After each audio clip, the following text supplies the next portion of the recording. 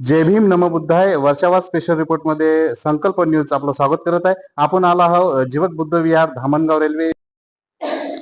जय भीम नमो बुद्धाय। आज जीवक सामाजिक प्रबोधन संस्था या ठिकाणी वर्षवासाला प्रारंभ होत आहे। या ठिकाणी मागल्या वर्षीपासून आदरणीय सुरेश वानखडे सर आम्हाला ग्रंथाचं पठण करतात। दरवर्षी आमच्या या विहारामध्ये जीवक बुद्ध आणि त्याचा धम्म या ग्रंथाचं पठण व्हायचं, पण यावर्षी महिलांनी ठरवलेलं आहे की अतिशय अवघड असा हा ग्रंथ समजण्यासाठी हा मिलिंद प्रश्न, तेव्हा यावर्षी त्यांच्याकडून मिलिंद प्रश्न या ग्रंथाचं पठण करूया अशा पद्धतीनं महिलांनी ठरवलं आणि यावर्षी मिलिंद प्रश्न या ग्रंथाचं पठण या विहारामध्ये होणार आहे। त्याचबरोबर या वर्षवासामध्ये उपासक उपासिका सुद्धा वर्षवास करत असतात, पण तो त्यांनी केलाच पाहिजे असं नाही। तो नियम जो होता तो पूर्वीच्या काळातले जे भंते होते त्यांच्यासाठी होता, कारण या वर्षवासाच्या काळामध्ये त्या काळात रस्ते वगैरे नव्हते, जंगलातून त्यांना जावं लागायचं आणि अशा या वर्षवासामध्ये अतिशय अवघड वाट असल्यामुळे बुद्धांनी सांगितलेल्या पूर्वापार काळापासून वर्षा म्हणजे पावसाळा आणि या वर्षाच्या काळात पावसाळ्याच्या काळामध्ये रस्ते अतिशय बिकट राहायचे, म्हणून बुद्धांनी सांगितलं की एका ठिकाणी जर आपण थांबलो तर धम्माचा प्रचार आणि प्रसार हे भिक्खू संघ करू शकतात।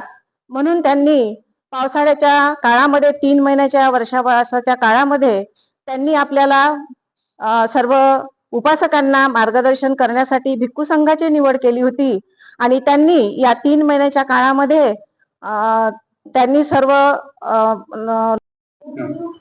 जय भीम जय भीम नमो बुद्धाय।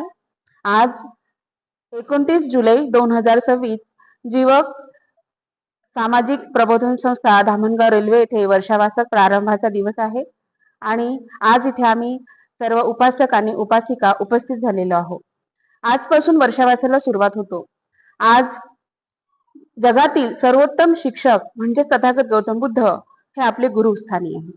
त्यांच्यासारखा मनोवैज्ञानिक आणि सिद्धार्थ गौतम बुद्ध हे आपल्याला आजच्या दिवसाला वर्षावास प्रारंभ ला सुरुवात करतात आणि त्या अनुषंगानेच आपण दरवर्षी विहारामध्ये वर्षावासाचा कार्यक्रम आयोजित करत असतो आणि बुद्ध आणि धम्म या ग्रंथाचं ग्रंथपठण करत असतो आणि त्यातील विचार आपण आत्मसात करण्याचा प्रयत्न करत असतो। आमच्या बुद्ध विहारामध्ये सुद्धा माननीय आदरणीय आमचे वानखडे सर हे नियमित ग्रंथ वाचन करतात आणि आम्हाला स्पष्टीकरणासह सांगतात, तो आम्हाला कळतो।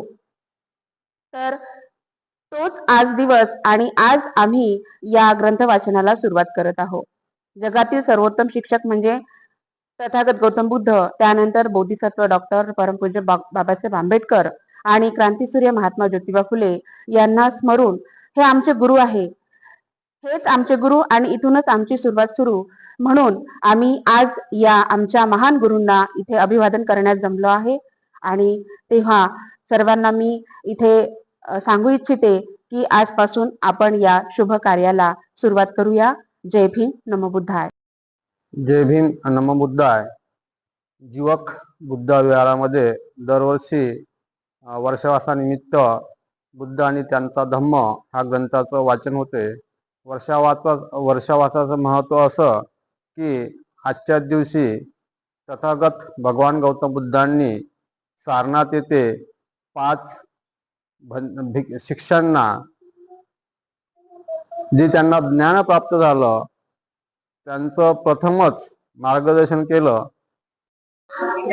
जय भीम नमो बुद्धाय। विश्वगुरु तथागत सम्यक संबुद्ध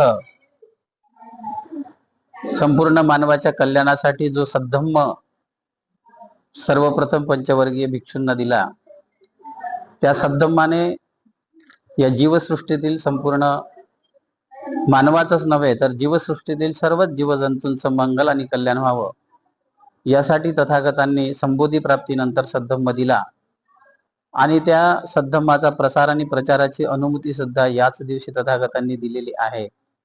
आणि अनेक अर्थानं म्हणजे जे प्रचलित जे ज्ञान आहे त्यापेक्षाही अजून काही महत्व या आषाढ पौर्णिमेचं आहे.